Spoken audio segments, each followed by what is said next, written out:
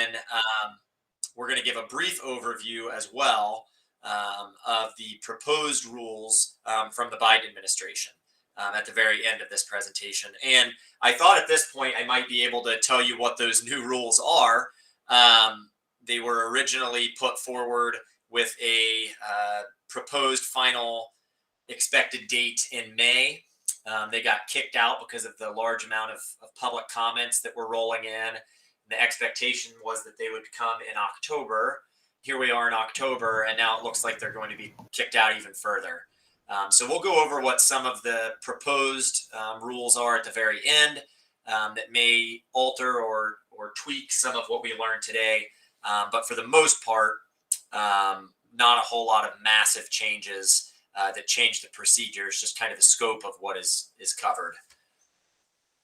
So for those of you who are new to this, or if you just need a little refresher, the previous process for anything in the anti-harassment world was kind of the old Dear Colleague letter style, which is more of an informal best practice type of analysis where whatever the presidential administration in power wanted to signal to schools as far as how they would likely interpret the regulations, what their points of emphasis would be. They would issue a Dear Colleague letter, which set forth guidance and kind of expectations for how you could be compliant with the law. But it was not actually a legal requirement. So the Trump administration, when it came in 2017, signaled that they were going to put forth new rules, which would be more formal. They would have to go through the rulemaking process, which can be quite lengthy, as we're learning now with the Biden administration's proposals. And it took until August of 2020 for those to be finalized in the Trump administration. So almost the very end of his term, these rules became effective and implemented. Once the formal kind of legal requirements were in place, a lot of the guidance that had been put forth during the Bush administration in his first term in 2001. And really the hallmark of the regulations for your purposes are now we have clear obligations that are set forth in law. We've got clear definitions for understanding them. So in thinking through what some of these obligations and definitions are, the obligation itself is a set of legal definitions in one paragraph. So we're going to break this down a little bit more in detail, but we'll start with what the obligation itself is.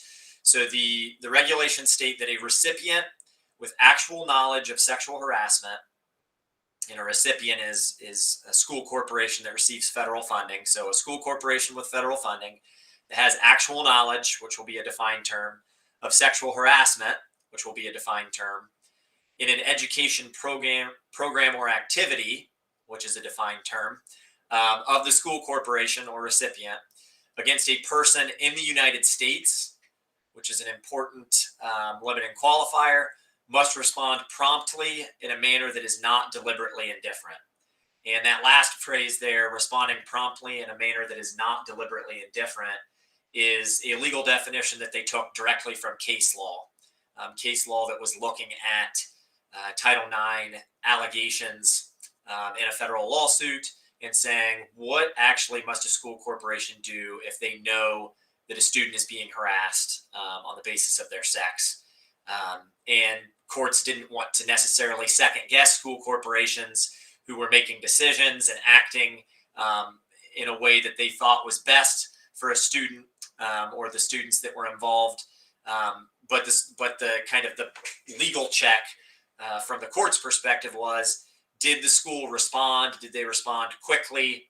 And did they do something that reasonably addressed the issue, or were they kind of burying their head in the sand and allowing an issue to continue to fester? And so the language that they came up with was responding promptly in a manner that is not deliberately indifferent. So we can talk a little bit more about that later as well.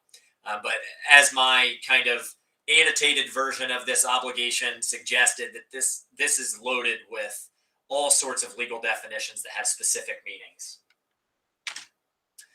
So one of the first things to to mention in there is, what do they mean by sexual harassment?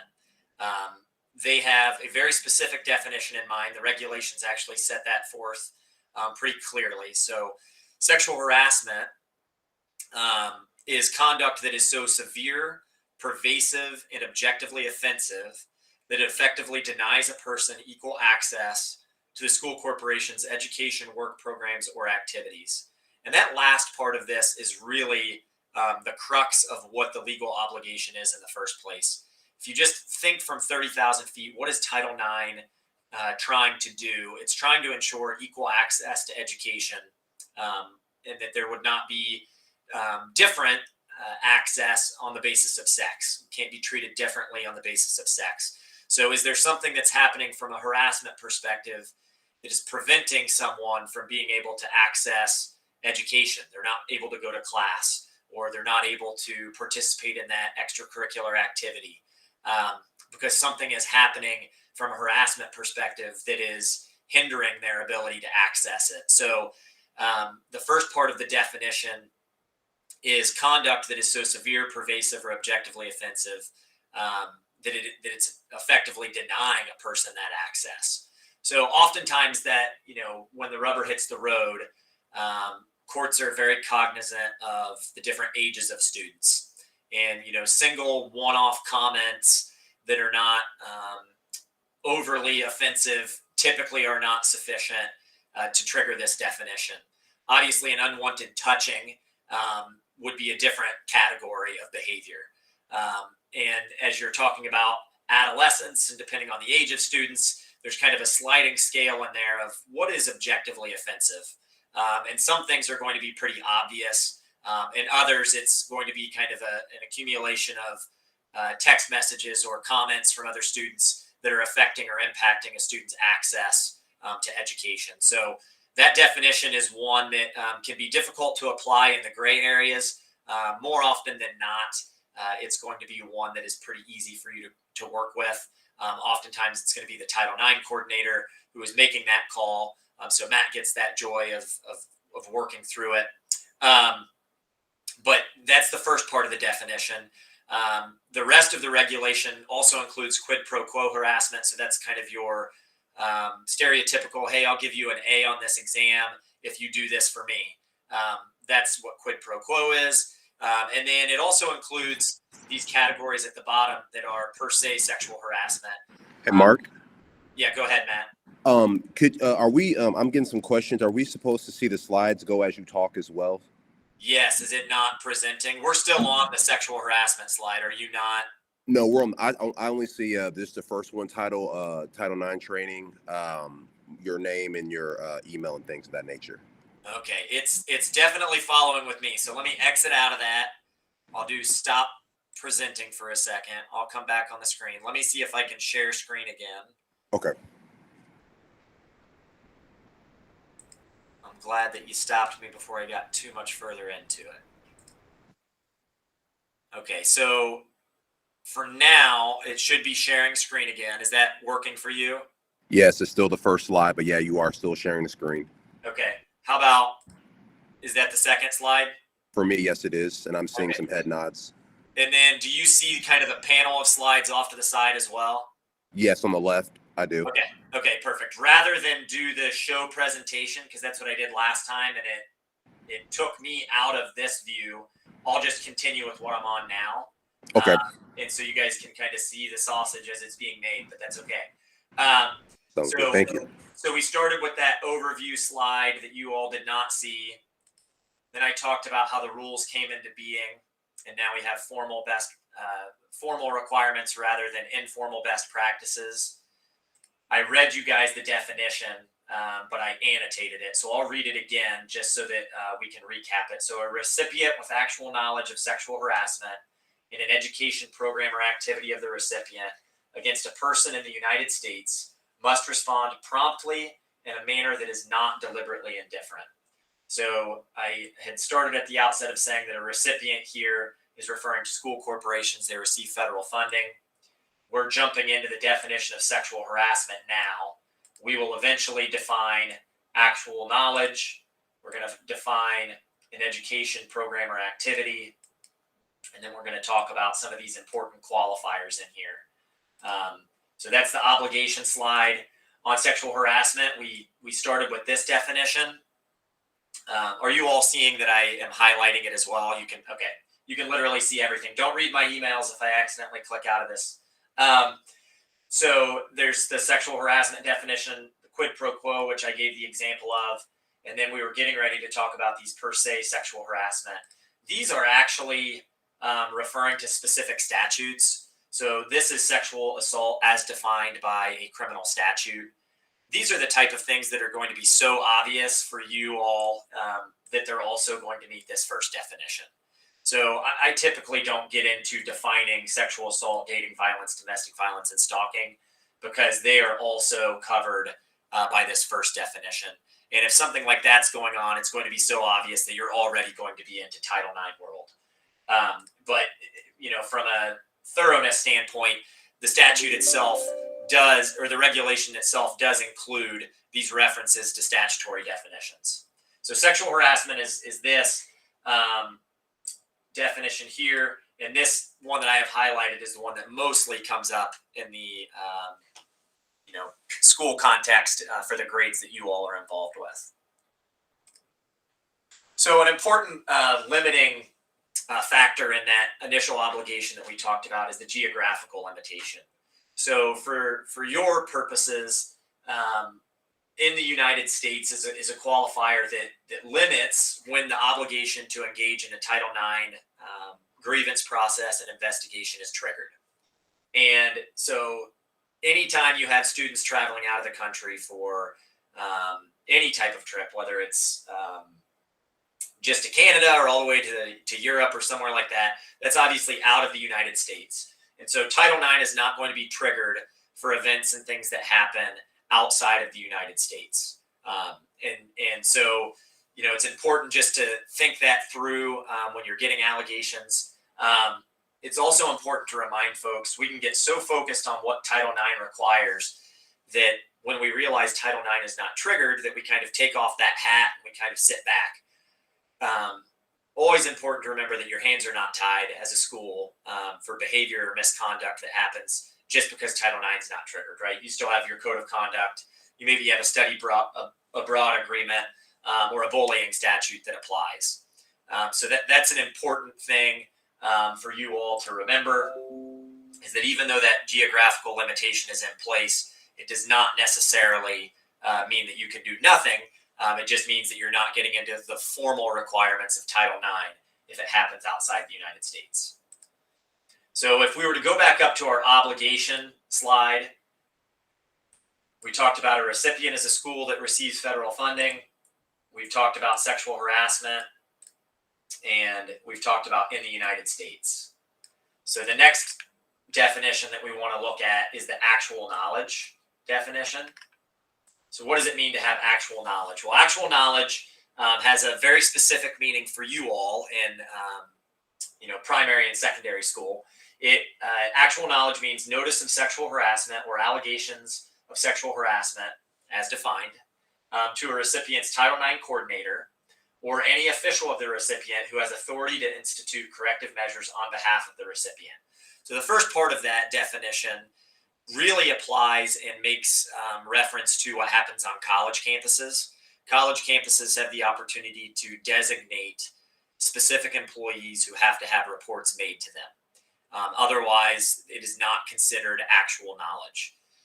However, if you see the ellipses here at the end, for you all, it's any employee of an elementary or secondary school.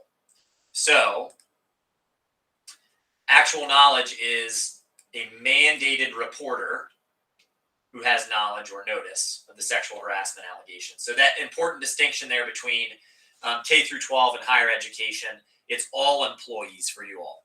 So again, very different from colleges and universities. And because it's very different, you all have additional things to think about.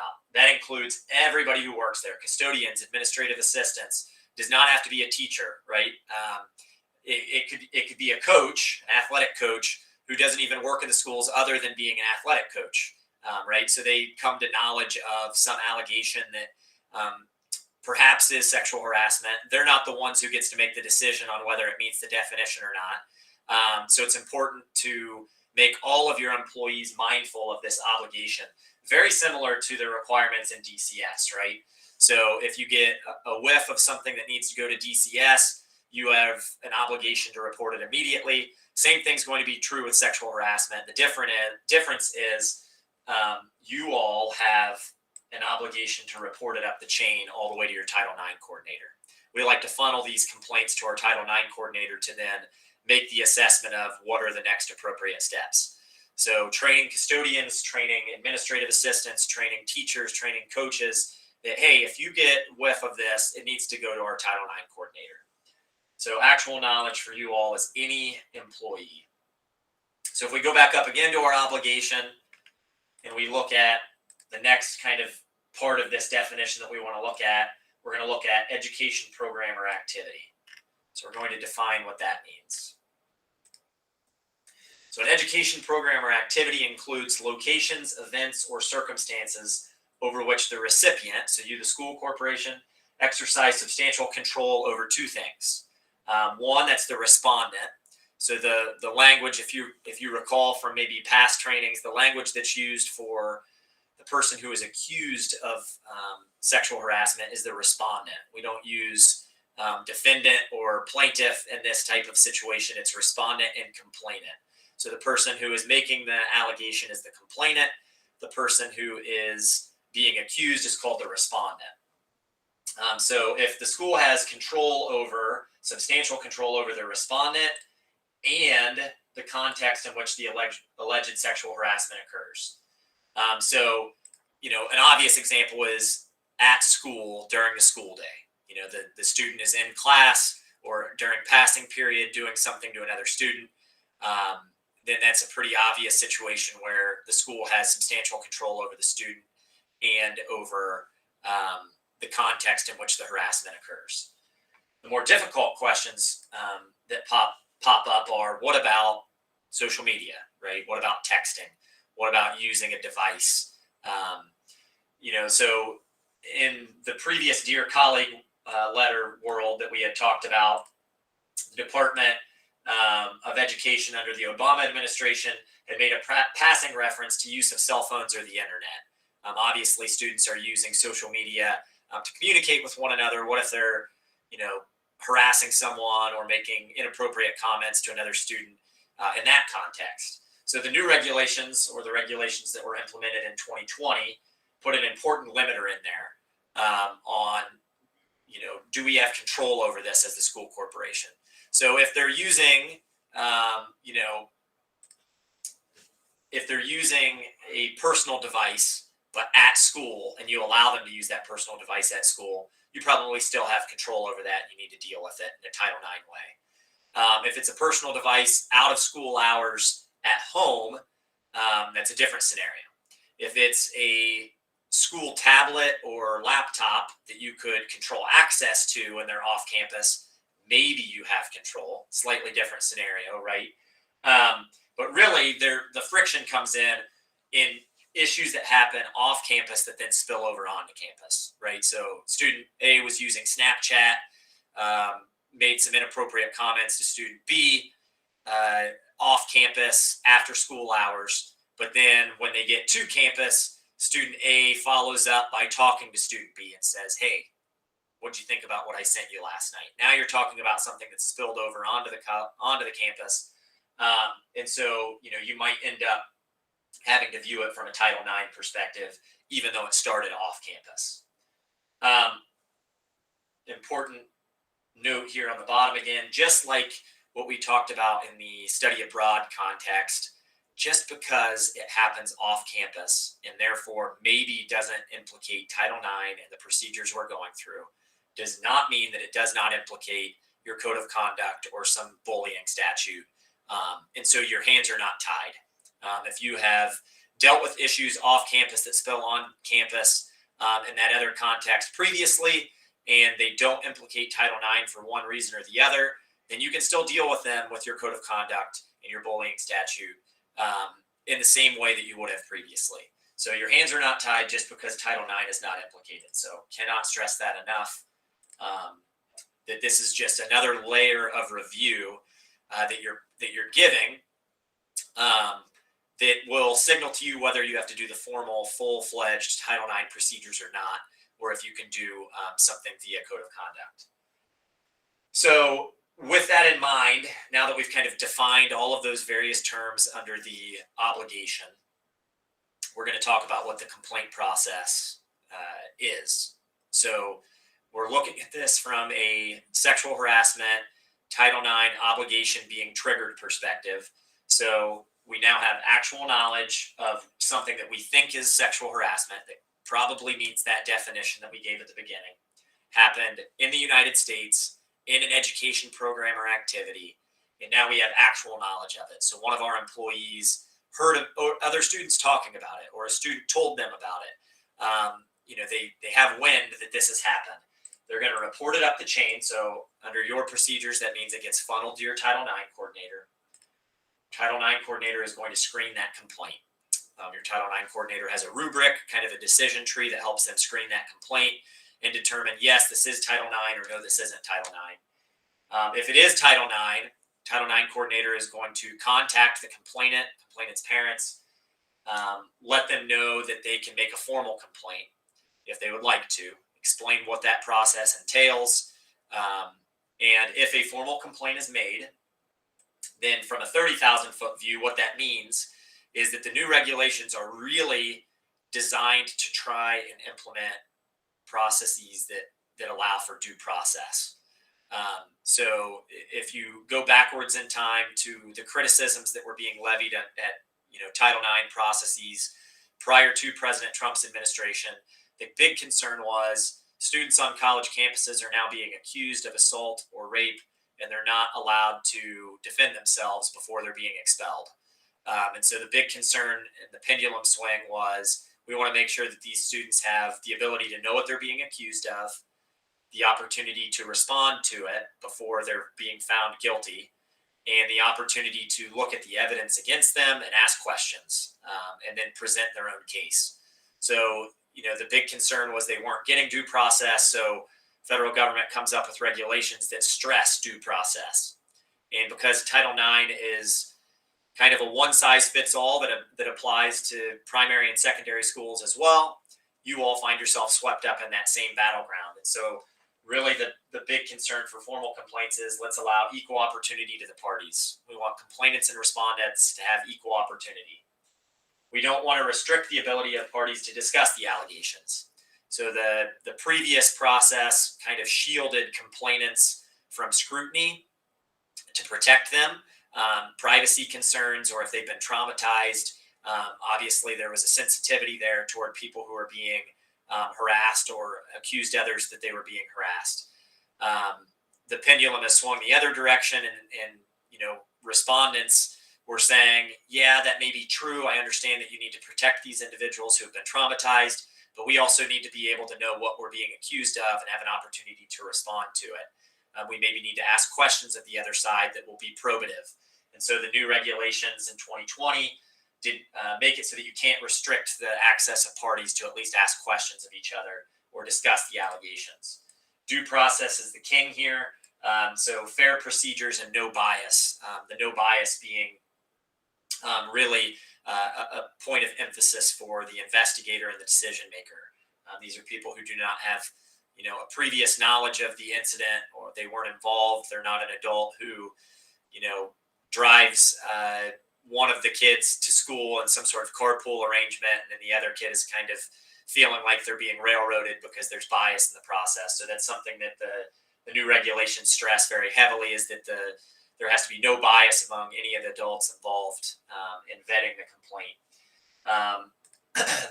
The previous kind of set of guidance also included some more strict timelines for having to address these issues. The regulations in 2020 just said reasonably prompt. And that is to the benefit of schools. It seems like a lot of these incidents occur right before a break. And if it happens right before you are going on fall break or spring break or winter break, how are you able to actually allow the parties to ask questions and submit evidence and get through that process if they are on vacation for 2 weeks over Christmas, and you're not able to talk to them. And so there's some flexibility in the process now that allows school corporations to deal with these things in a manner, so long as they're doing so in a reasonably prompt time frame. So the policy that you all have in place gives some specific deadlines when you need a response from someone, but otherwise leaves it open-ended to allow the process to run. Depending on the size of your thumbnail here, this might be hard for you to read, but really if we're starting up in this corner up here, it says there's an incident or incidents of alleged sexual harassment. The school corporation is going to be notified of it in some way, shape, or fashion, and it's going to go to the Title IX coordinator. So it's got actual knowledge of it. That's going to get reported up the chain to this oval over here. That's the Title IX coordinator now is aware of it. Now we're moving over here. Title IX coordinator is going to contact the complainant. They're going to offer supportive measures, which is a very important part of the Title IX process. We're going to talk about what that means in just a minute. They're going to provide information to the complainant and the complainant's parents about what the Title IX process entails if they want to make a formal complaint, or if they do not want to make a formal complaint, they're going to explain all of that to the complainant. If the complainant decides, yes, I want to make a Title IX complaint, then an investigator will be assigned. Both parties will be contacted. The investigator will send a notice that says, I've been assigned, here are the allegations against you, and the process for resolution will begin. So this is kind of the flow chart of the process. It's important for you all to know that while there is a formal process in place, the regulations acknowledge that certain scenarios have an element of danger or potential danger that require schools to make decisions without going through, several weeks of a formal process. So if you have on camera a student assaulting another student, due process still matters, but safety trumps it, and you're able to make some decisions outside of the formal process. So you're allowed to remove a student based on an individualized safety and risk analysis while you're working through the process. Maybe law enforcement's now involved. There are scenarios where safety gets to trump, the due process procedures. This still includes due process because you're making a safety and risk analysis. It's just a abbreviated form of due process. So once you've kind of made that analysis, you can still remove a student for safety reasons. Obviously, if the student involved, who is the respondent, student accused, has some requirement for a manifestation determination for that behavior, that special education still requires that. So the complaint screening that I alluded to earlier, that's the duty of the Title IX coordinator. That's part of the reason why you all have a process that is supposed to be reported up the chain to the Title IX coordinator.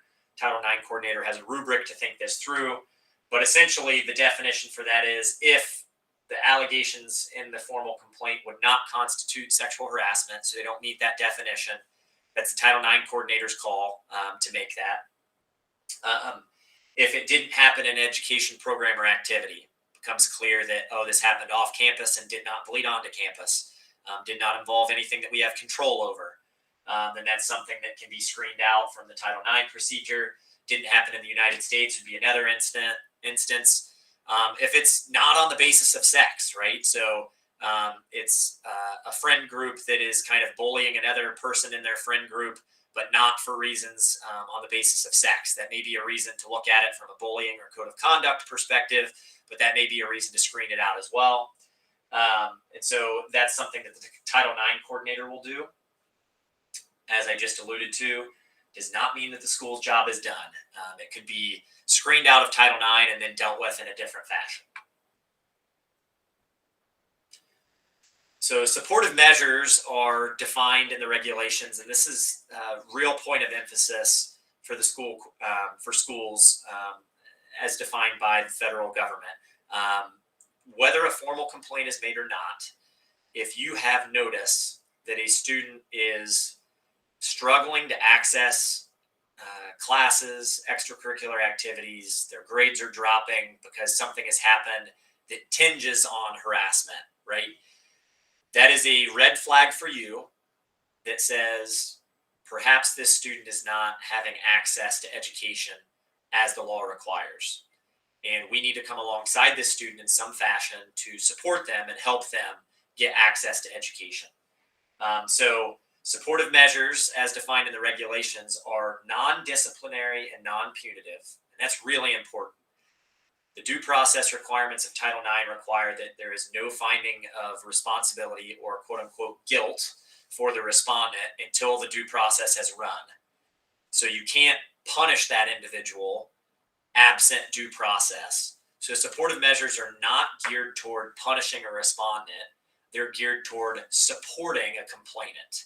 So these are non-disciplinary, non-punitive, individualized services offered as appropriate when they're reasonably available and without fee or charge to the complainant or the respondent. Once you have knowledge that something's happening. So again, whether a formal complaint is actually made or not, these are going to be confidential as best as they can be. So, if, for example, between passing periods, student A is feeling like every time they pass student B in the hallway, it really is a problem. So they just keep showing up late to their third period class. And that teacher keeps writing tardy disciplinary notices to the point where that student is now being punished. And they say, yeah, I'm late to that class, but it's because I'm trying to avoid student B. Student B keeps slapping my rear end in the hallway or saying something to me that I find inappropriate in the hallway. That might signal to you now, hey, I've got a potential Title IX complaint. I've got to run through all of this due process. In the meantime, before we find responsibility and say student B is responsible for this behavior, we can punish them. Before you can do that, you still have to think through what supportive measures can we offer to student A to make sure that their educational activities and opportunities are not being hindered. And what that might look like in that context is we're going to give them an extra 2 minutes to get to class so that they can avoid student B in the hallway. They get to linger longer in their third period class before they get to fourth period. Or they get to go an alternate route that takes them a little bit longer to get there. It's not punishing student B yet, but it's supporting student A by giving them a reasonable alternative to being tardy and getting in trouble. So supportive measures are creative ways to support student A in that scenario. And if for some reason you decide not to give supportive measures, what you're finding out, there's no reasonable alternative, or it doesn't seem like it's actually disruptive in this moment, you still have to document why you made that decision. So put down in writing why you're doing what you're doing, because it's probably going to be viewed later and you've got an obligation to note it. Has to be reasonable. This is kind of the overarching guiding principle here at the bottom. Has to be reasonable and has to be aimed at restoring educational opportunities. So, if we're thinking through this process and the allegation is, student A is being harassed by student B, and mom and dad come to you and say, our child's really struggling and we think that they need some counseling. And you've got a counselor at school that you can offer, that's probably reasonable. If they say, hey, student A is really struggling and they need some counseling, and you offer counselor at the school, and they say, we were looking into it. We found online that there is this really awesome program in Florida that we want you to pay for. And we want our student to go down there for 5 weeks. And we want you to pay for it. And that's really going to be what they need to come back. That's probably unreasonable, right? So there's a sliding scale to this that you need to think through. What's a reasonable accommodation? What's not for supportive measures? And it's got to be aimed at restoring educational opportunities. Again, we're trying to make sure that student A is able to get to class, get to their activity after school, and not be hindered from participating. So this slide just is giving you some examples, right? It may include counseling. It can include extensions or deadlines, right? Student A was in a group project. they had a particular part of it. Student B, every time they were doing that group project, was causing problems. You found out about it the day before the deadline. Your accommodation is to move student A out of that group to a different group. And now you need to offer student A a slightly extended deadline to get done what they're supposed to get done for the group project. That might be an example of extending a deadline or making a course-related adjustment. Sometimes you've got to modify class schedules, maybe have campus escort services. So these are just some examples of potential reasonable accommodations or reasonable supportive measures.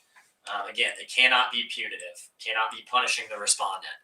And if you think back up to our initial slide on this, we also want to keep them confidential to the extent that you can. Obviously, if you're modifying a course schedule, you may have to tell the teacher in fourth period class, hey, student A is going to be late by a couple of minutes every day. Make sure that they're marked as excused for that. The teacher is on a need to know basis. If they have to know, they have to know. But otherwise, we want to keep these confidential. So thinking through the due process that we're talking about with these regulations and with your policy, the respondent is innocent until proven guilty, right? Another part of the due process is the parties have rights to advisors during meetings and proceedings. So if you're going to have some sort of meeting where the parties are present, they have a right to have an advisor there. The advisor does not have to be an attorney. It can just be a parent, a trusted adult, somebody that the student is comfortable with, that they designate as their advisor. But once they're designated as an advisor, you've got to provide them with the same kind of access that you do the parties. So if you're going to have a hearing, you want to tell them the date, time, and location of that. You want to, work with them to make sure their schedule is accommodated as well. That's why it's a reasonably prompt set of deadlines and timelines for these procedures, because obviously when you've got all of these new parties and advisors involved, not everybody's calendar is going to line up in a 5-day timeline. So you may have to be flexible on some of that. And Mark, when you say advisors, are we about to allow the whole family to come, or is there a limit?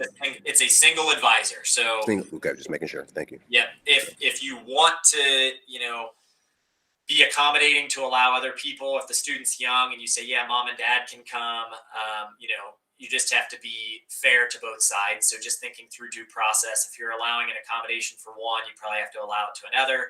And if you open up that box for student A in 2023 and you want to do something different for student B in 2025, you may be asked why you're doing it differently. So it's all about trying to remain consistent and fair.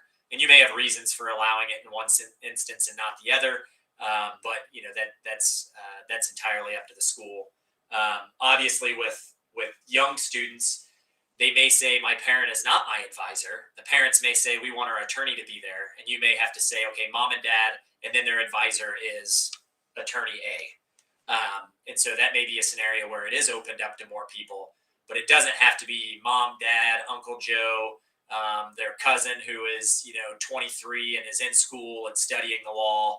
You can cut that off. It can be one advisor and then whatever you normally do with parent involvement in addition to that. So if we were to go back up to our flow chart, after we've got the Title IX coordinator involved, they've asked about a formal complaint is made. The parties are going to receive notice of that. You guys have a form that talks about what the notice requires. And a lot of that's going to be already in the what is provided to the parties. And then you're updating it slightly. There are some blanks in there to say, to describe what the allegation is, the dates that it happened, the parties that are involved. Those are things that you would plug into the form. But otherwise, it's going to kind of detail the process and make sure both parties get it simultaneously. So once that has happened and a formal complaint has been made, the parties are notified, an investigator gets assigned. And some of you all may be designated as investigators. So if you've been sleeping for the last 40 minutes or so, now's your time to perk up. An investigator is responsible for setting the schedule. So they're the one also who is responsible for gathering and sharing evidence. School corporation is ultimately responsible for knowing what is happening. So even though the parties are involved and the parties have advisors, It's not ultimately the parties who are going to be on the line if evidence is missing from the Title IX process. That ultimately is still the school's obligation to know the full set of circumstances. So if student A is claiming student B sent them text messages, and the school corporation does not have those text messages, the investigator should be trying to get those text messages, whether the parties are asking for them or not. So the investigator is going to set a schedule for exchanging evidence, gathering evidence, and then they're also responsible for sharing evidence. So when we talked about equal access earlier, you can't shield one side from seeing the evidence. If it's relevant to the investigation and the allegations involved, the party should have equal access to it. It's important to incorporate flexibility. So if student A says, hey, I need another week or so to get you this, I'm working with my cell phone provider to get something that was deleted, that is a reasonable request, and the investigator needs to be flexible. They may have said, get us all your evidence in 2 weeks. Party A comes to them, a couple of days before the deadline and says, hey, I've been told I'm going to have it by Friday. Can I have an extra day or two? That's reasonable. So you got to be flexible. You also want to communicate with the parties if changes are made. So if you're going to extend that deadline because student A's made that request, you need to write to student B and say, student A made this request. We're opening things back up for a couple of more days. You have a couple more days as well. So just be clear, communicate, and be fair. Again, got to provide information and access to information to parties. Discretion may be required for sensitive material. So, the regulations require you to share information with both parties. It may be that it's video evidence that you don't want the parties to have unfettered access to. You're concerned that it may be posted on social media. You're not sure how it's going to be handled. May be incumbent upon you to say, hey, we're allowing you to come in and view this evidence. We want you to have access to it. You need to be aware of it, but we're not going to give you physical control of it. So we've got this video that you can come and see, or we've got this text message that you can come and see, and you're going to give the parties and their advisors a chance to come and review the evidence. Obviously, that's going to be dependent on how sensitive that material is, whether you've got privacy and confidentiality concerns for other students, because they have rights as well. But you still have to make sure that you're providing equal access to all the parties involved. Investigators got to be unbiased. So you all have a large enough school corporation where there's cross-training between buildings. And so it's a lot easier for you to say the middle school assistant principal of that building is going to come over here and be the investigator for this building. Those type of things are very encouraged. They cut down on bias or potential claims of bias. They allow for more objectivity in the process, and that's what the regulations require. So if there's a concern that an assistant principal is too close to the parties or knows too much about things, and they're going to be designated as an investigator, oftentimes pulling somebody from a different building is a way to guard against that. And so we just want to make sure that there is no allegation or hint of bias in the process. The investigator also is responsible for discovery disputes. So that means they have to have some training on relevance. So here's some training on relevance. So relevance means it's directly related to the allegations. It's not about whether or not it's credible or believable. That's a different analysis. That goes to the weight of it, right? So student A says, I saw what happened. And they give you a statement that does not match student B, C, D, and E statement. You may be thinking as the investigator, student A is really good friends with the complainant, and they're the only one who is saying the complainant's version of events, and everybody else is saying something different, and I just don't believe them. It does not matter. If they viewed the incident, they were present for it, may go to the relevance or the weight or the credibility, I used relevance there, may go to credibility or the weight of it, does not have to do with relevance. It means it's still relevant, right? They were a witness. And so their testimony matters, and you do not sort that out. You cannot say it's irrelevant. So it's related to the allegations. You don't care at that point whether it's credible or believable. It's just, is it relevant to what has happened? Important limiter for understanding relevance: past actions of the respondent and past actions of the complainant are treated differently. So this is very similar to if you have any familiarity with allegations of rape or sexual assault in the criminal context. Prior sexual behavior or sexual predisposition of a complainant is irrelevant. There is an exception to that. That would be if we're trying to prove that someone other than the respondent committed the conduct, or trying to prove consent, right? So if student A says, student B did this to me, and student A says, it was not me, it was student C. And they're saying student A and student C engaged in this behavior consensually previously, and then the lights were out at that movie theater, and we were there on a field trip. We were watching a video on nature, and student A is accusing me, but it was dark, and it was actually student C, and student A and C have a past relationship, and it just wasn't me. Okay, now that might be trying to prove that somebody else did it. That past activity matters. May also be that student B is saying, student A and I have done this in the past together, and therefore it was welcomed and invited, and what happened was consensual. Then past behavior may also be relevant and may be admissible. But unless it's one of those two exceptions, then the past behavior of the complainant is irrelevant. So if student A is accusing student B, and student B says, hey, student A did all of these things with student C, D, E, F, and G, you're going, and so what? That doesn't have anything to do with this unless you're trying to prove one of those other people is responsible, or unless you're trying to prove consent with yourself. And so unless they're making one of those two arguments, it would be irrelevant. That's distinguished from past actions of the respondent. Past actions of the respondent may be indicative of a pattern or behavior. Still has to be relevant, but if student A accuses student B of some inappropriate touching, and you have past incidents where student B has inappropriately touched student C, D, E, F, and G, student A is saying this explaining it in the same way that you found it to be relevant and provable with C, D, E, F, and G, then the past actions of the respondent can be relevant. So important distinctions between past actions of the complainant and respondent. A formal complaint can be dismissed in the middle of the process. So it can be screened out at the beginning by the Title IX coordinator for the reasons already discussed. It can also be dismissed during the investigation phase for one of these reasons. One, it becomes clear to the investigator that it no longer satisfies the definition of sexual harassment. You find out that while student A said that student B did it for this reason, during the investigation, it becomes clear that, oh, this has nothing to do with sex. Or it may become clear that this actually didn't happen at school. Student A said it did, but the text messages and things that we're looking at show that it never happened here. We're no longer talking about Title IX investigation, so we're going to screen it out for that reason. The complainant may also withdraw the complaint in writing to the Title IX coordinator. That would be a reason to dismiss it.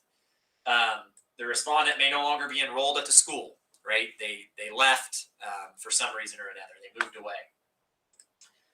This last one is a pretty rare circumstance that doesn't happen very often. Typically, it's better to get all the way through the process rather than using this one to get rid of a complaint, but it exists under the regulations. That circumstances just prevent you from gathering sufficient evidence. Parties are not cooperating. You're not getting the ability to interview anyone. They've lawyered up for some reason or other and are no longer providing information, and you just cannot screen out the evidence that you need to come to any meaningful decision. Oftentimes, I would suggest that you just plow ahead with the evidence that you have, gather as much as you can, be open for allowing the parties, and then come to a decision based on what you gather. But it's possible that you get absolutely nothing. Parties just don't cooperate, and you have to dismiss it for that reason. Typically, that would have to be, you cannot get the information from the complainant themselves, right? It's not a reason to dismiss it because the respondent's not being cooperative. But if it's the complainant who accuses the respondent of doing something and then provides you none of the text messages, this could be used as a threat to say, hey, we may have to dismiss this if you're not going to give us access to the information we need to actually evaluate it. So that's another reason that it could be dismissed. At the end of the investigative process, the investigator has to submit what's called a preliminary report. We also have provided you with a form of a preliminary report. And so you may have done this already if you've been an investigator before. But really what this is doing is it's summarizing all of the evidence that's been gathered. It gives the parties one last opportunity to make sure that nothing is missing. One, nothing's missing from what they've seen. So if you list out all the evidence and they go, I don't remember ever seeing that piece, I want to make sure I get to see that. Or if you list out all the evidence and they say, this is missing something that's relevant, why doesn't it have this text message from January 5th? This is a last opportunity for the parties to make sure all of the relevant evidence is included.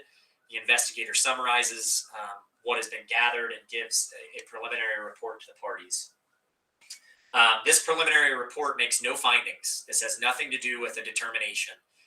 It is just ensuring that the evidence that has been gathered and that will be considered by the decision maker is a part of what has been gathered.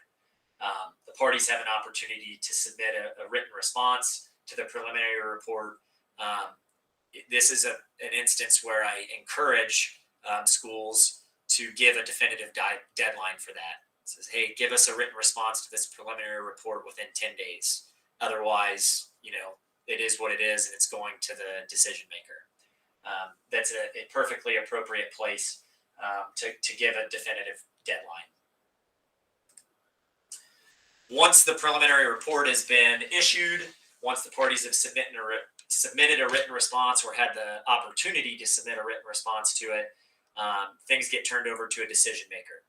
So the decision maker has to be separate from the Title IX coordinator and investigator. So this is an independent person. They've got to be unbiased. So they've got to serve impartially as a matter of fact and as a matter of appearance. So we don't want somebody who is closely related to the parties, who knows them intimately, or is closely familiar with what's already been going on with this case. To the best of your ability, finding somebody who is removed from the situation to be the decision maker is going to be the best for being unbiased. This is true of the investigator and the decision maker, but avoiding sex stereotyping. So, not assuming somebody is guilty based on their sex, or assuming a scenario happened the way that it did because of a preconceived assumption that the decision maker or the investigator has.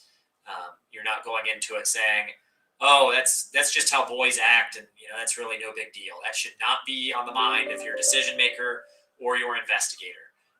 You've got to go into it with a clear, unbiased perspective, where you're going to give a fair hearing to what's being alleged, and you're not coming into it assuming something based on a stereotype. The decision maker has to be knowledgeable of the definition of sexual harassment. So we've already given you that definition today. They've got to be knowledgeable of the education program or activity, what that entails, which we've already given you a definition of that. They've got to understand the grievance procedures. That's what we're going through right now. Knowing about complaints and investigators and the investigation, and understanding how that works. They've got to know how to conduct a hearing. So we're going to get into that in just a minute on the next slide, but they need to know how to conduct a hearing, because this is now what's going to be kind of like the mini trial with all of the evidence that's been gathered and the two parties getting an opportunity to ask questions and cross-examine. Also have to be trained in relevance and admissibility. So we have already gone through the definition of relevance. As far as admissibility goes, if student A says, I was harassed by student B and I've had to see a psychiatrist for it. Student B says, hey, I want the records of their visits with their psychiatrist. That's very relevant to what's going on, but it's not admissible unless student A waives their right to keep those protected doctor-patient privileged materials shielded. So they may not be admissible because a privilege applies. The decision maker needs to know that, needs to understand that. So decision maker has to be independent, unbiased, and knowledgeable. On the knowledgeable of the conducting a hearing piece that we just mentioned, you as a school corporation in a primary or secondary school have the opportunity to hold either a live hearing or what we call a paper hearing. So at the collegiate level, you cannot do a paper hearing. You've got to do a live hearing under the current regulations. But primary and secondary schools can do a paper hearing. It's our experience that most schools prefer a paper hearing. It allows the parties to kind of be shielded from, the alleged trauma of facing their alleged accused person. It can be easier to just facilitate through written questions. So if it's a live process, it's going to be similar to expulsion hearings that you maybe already have familiarity with. If you're going to do that, you need to know how to use the technology for the hearing. So don't be learning how to do that the day of. For live hearings, it's allowable to be in separate rooms. So if student A is traumatized by student B and you choose a live hearing, they don't have to sit in the same room. You can do it via Teams like we're doing now. You can do it via Zoom. But your decision maker needs to know how to do that the day of. They can't be learning on the fly. So that's an important additional piece of training that I am not providing for you because I'm barely capable of doing this presentation technology-wise. So if you're going to do a live hearing, make sure your decision maker is adequately trained on that. If it's not live, which again, most schools that we deal with do not do live hearings. They like to do what we call paper hearings. You still have to allow for questions and answers. So if the decision maker is going to send notice to the parties, it's going to say, I'm the decision maker, here's my name, we're going to do a paper hearing instead of a live hearing. Then they're going to ask the parties, do you have any questions that you would like to submit in writing to me, to any other party or witness? And so student A may say, yeah, here are my 5 questions for student B. They're going to submit them to you, the decision maker. Decision maker is going to look through those, and they're going to decide whether or not those are relevant questions. So you can screen them. And then once you've made that decision, you're going to submit them to the party or the witness that they're, soliciting answers from. You're going to give reasonably prompt deadlines in there for the parties to send you questions and then send back answers.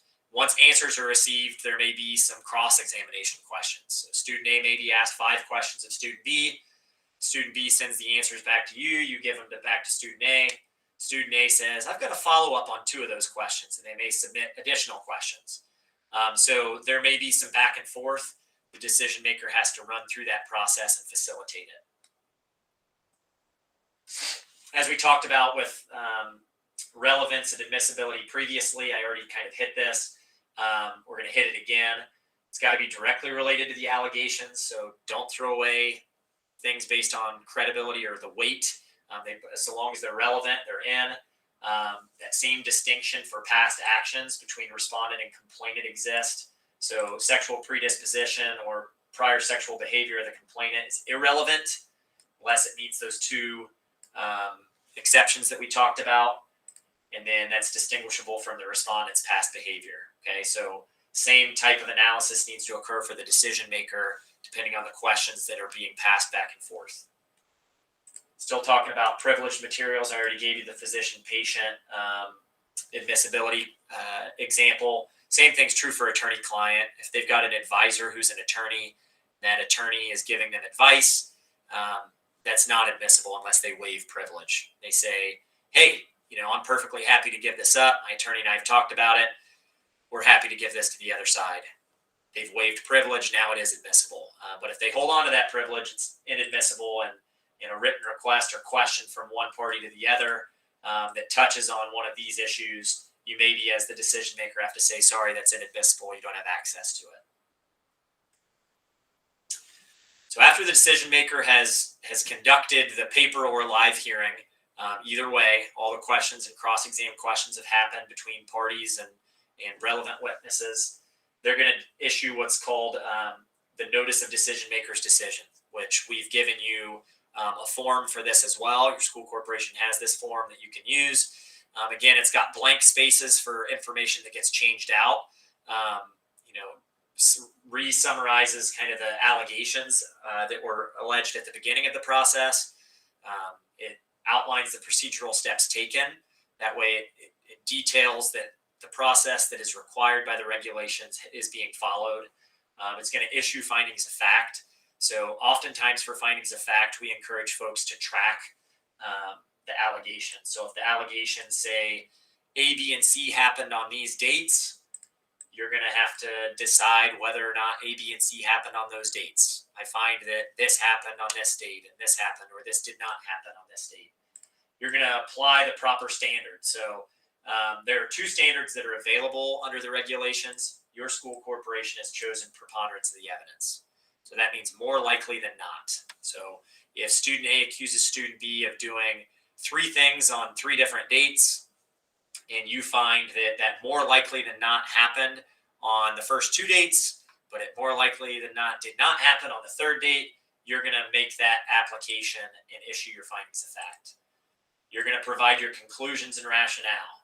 So we find that the respondent was responsible for these actions and that that constituted sexual harassment. So that's a finding that you're going to make. You're going to outline the disciplinary action taken. So remember, this is all due process based, and this is, the point in time when you find responsibility. Now you can take disciplinary action against the respondent.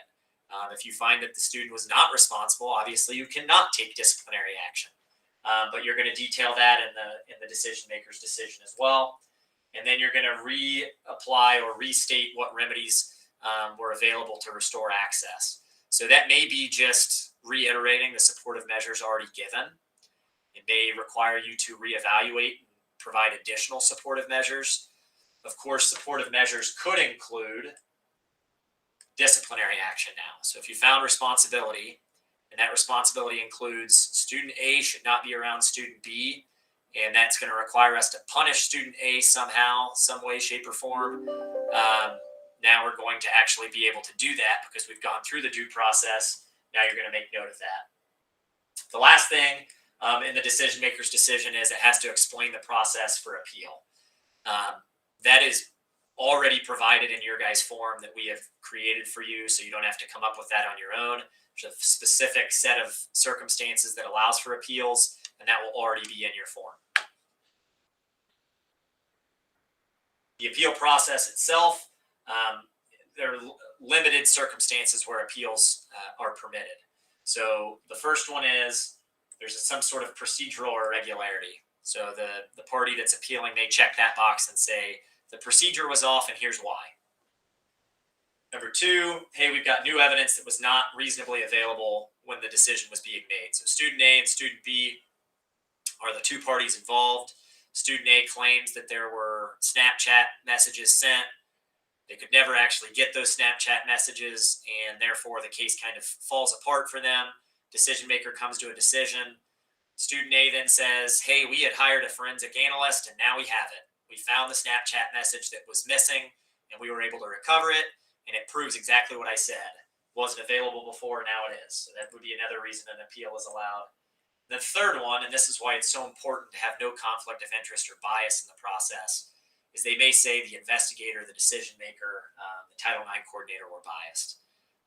And if they check that box, they're going to give you some explanation for why that's the case. So those are the only 3 reasons an appeal is allowed. Your form is going to say an appeal can be made in a particular way. It's got to be for one of these 3 reasons, and it's got to be received within, I think, 10 days is what we put on your form. If that happens, if they submit it timely, they check one of those boxes, and they submit it to the appropriate person, then you're going to assign an appellate decision maker. Again, that may be you if you're in that role. Appellate decision maker has to be different than the Title IX coordinator, different than the decision maker, and different than the investigator. Once that happens, the appellate decision maker is going to provide notice to all the parties. So if student A and student B are our example again, they're going to notify both parties simultaneous in writing. It says, I'm the appellate decision maker. An appeal has been provided in this alleged set of allegations, and the appeal is based on, and then they'll tell which appeal reason was checked. They're going to say, if you would like to submit a written response on this appeal, please do so by this date. So the parties are given an opportunity to submit a written statement. And then once those written statements or the deadline for those written statements passes, the appellate decision maker is going to issue their decision. That's that's the end of it. There's not a higher level of appeal at that point.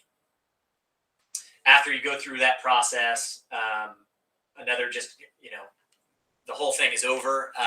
It is also possible in the process. So if we go back in time to the investigator, before the investigator, when the Title IX coordinator is screening the complaint and then talking to the complainant to begin with and finding out if a formal complaint is being made, one of the things that they're explaining to that complainant and respondent in that initial notice is that there is still a process for informal resolution. So you can go through the formal process, and here's what that would entail. It lists all of those procedures out. Or you can submit to an informal process. And then an informal process is more of a mediation. It's key that when you're giving notice that you let both parties know. It can only happen if both parties consent in writing. It's got to be voluntary and consented to in writing. So if the complainant is okay with it and the respondent is not, can't do it. Got to do the formal process, and vice versa. It can be withdrawn at any time in the process up through kind of the binding resolution that happens at the end of it. So if you start the informal process, the complainant looks around and goes, I don't like how this is going, I'd rather go the formal route, they can withdraw their consent to it. And then you go right back into the formal process that we described. An investigator gets assigned, and the evidence is hashed out that way, and then we move forward. Another very important factor here is you're not allowed to do the informal process if the respondent is an employee. So if a teacher or a coach or a different employee is the one who's being accused of harassing a student, cannot do informal. It's got to be the formal.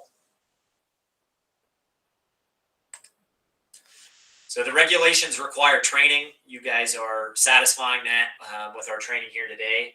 Training has to happen for Title IX coordinators, investigators, decision makers, and anybody who's going to facilitate the informal resolution process. Got to get definite training on the definition of sexual harassment, which we've done. You've got to understand the scope of an education program or activity. We've given you that definition. We've talked to you about how to conduct an investigation and the grievance process itself. We've talked about how to conduct hearings, appeals, and mediations. Obviously, if you're going to do some sort of live hearing or you're going to use technology, you need to get additional training, or at least make sure your folks are able to do that. Then you get training on how to serve impartially. We've talked about that today as well.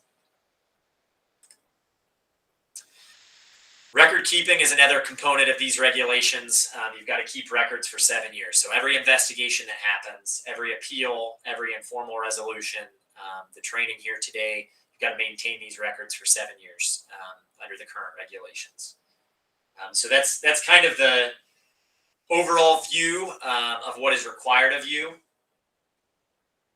And then, a kind of monkey in the wrench that is still looming out there, as I mentioned at the beginning, is what's going to happen with the proposed rulemaking changes from the Biden administration.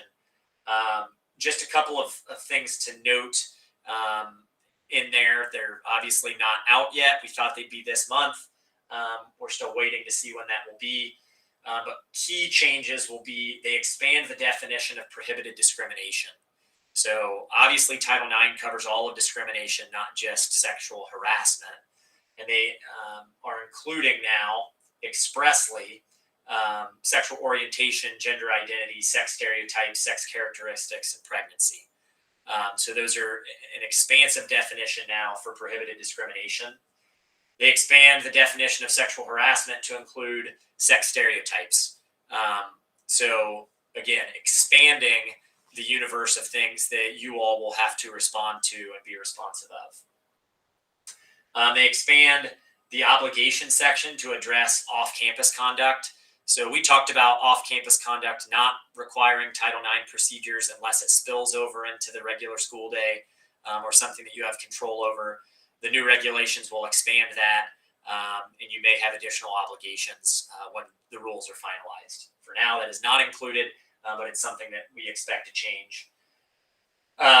They add additional duties for the Title IX coordinator. So Title IX coordinator now has to be monitoring for barriers to reporting information about sex discrimination and how to fix those barriers. So, very concerned about, students feeling like I would like to speak up, or maybe I'm uncomfortable speaking up. Title IX coordinator has to proactively find out why students are not speaking up and figure out ways to fix that under the new regulations.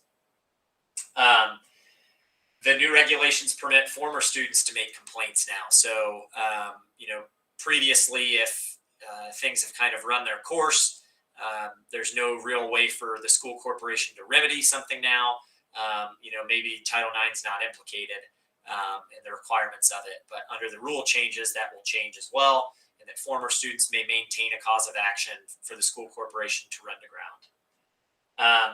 Last, I think this is really the biggest change because of how much it expands things. The formal procedures would apply to all sex discrimination claims, not just harassment. So if student A is claiming they're missing out on something for a regular kind of discrimination rather than harassment reason, those same formal procedures for vetting that complaint, looking into it, determining whether or not it's happening, are now going to apply to a broader swath of circumstances. So these are all things that are on the horizon. They haven't been finalized yet, but we just wanted you to be aware of them. I think we had said an hour and a half for this. So we've got about 15 minutes for questions. If anyone has questions about the training today, happy to receive those. Mark, this is Doug Dillion. Would this process apply to adult education also, if we maintain an adult ed program? Yes, it definitely could apply to an adult situation, especially if you're talking about adult students, which I believe you are. If you're talking about adults as employees in the adult education context, we would recommend you handle that through Title VII, because sex discrimination and harassment is prohibited in the employment context between employees as well. And Title VII has a different set of requirements. But if you're talking about adult students, yes, still this process applies. Thank you. I was talking about adult students. Yep, I assumed you were. But sometimes when you assume, you may fool yourself.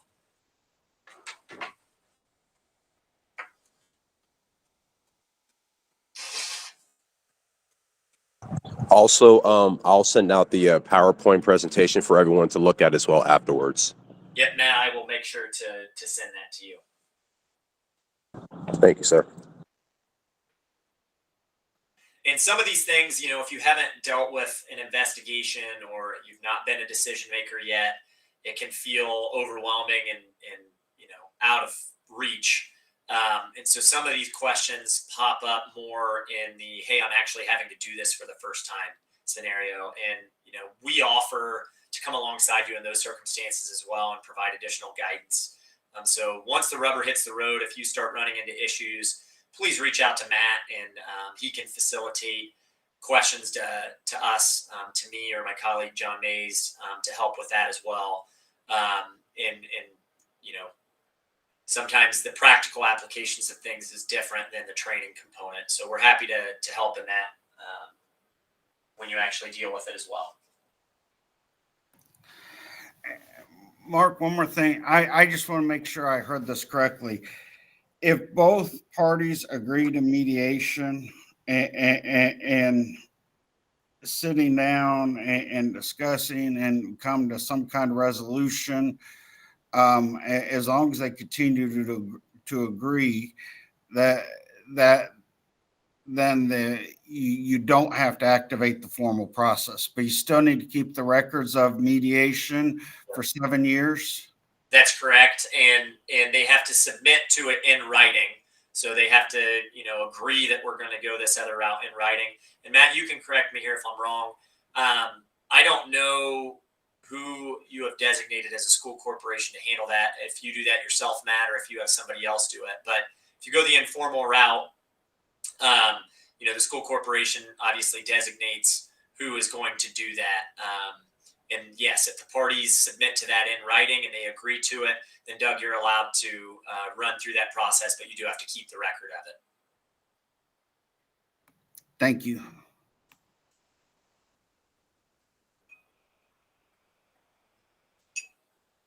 Anybody else, or did I get you out early today?